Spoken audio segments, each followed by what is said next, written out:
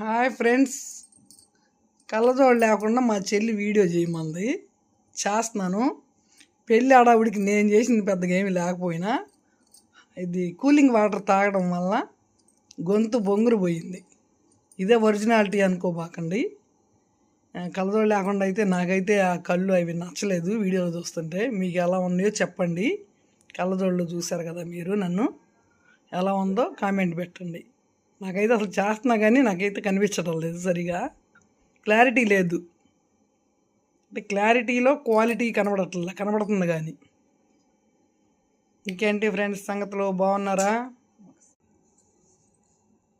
ఇంకొక విషయం ఏంటంటే అండి, మీ అందరికీ థ్యాంక్స్ చెప్పాలండి. నాలో ఉన్న తప్పులు కొంతమంది చెప్తున్నారు కామెంట్స్ రూపంలో కానీ, డైరెక్ట్గా మా చెల్లి రూపంలో కానీ, ఇంకెవరైనా కానీ చెప్తున్నారు.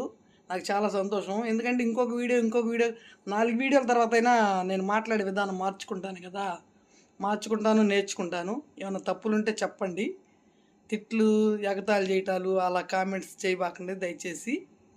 ఎవరి మనోభావాలని దెబ్బతింటాయి. ఎవరికి చెడ్డగా కామెంట్లు పెట్టకూడదని నా అభిప్రాయము.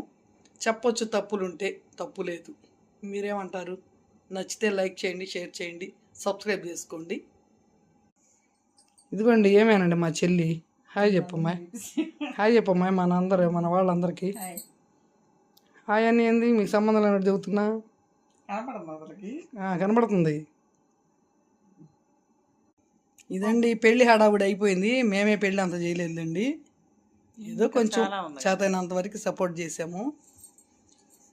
ఇంకేది ఉంటానండి.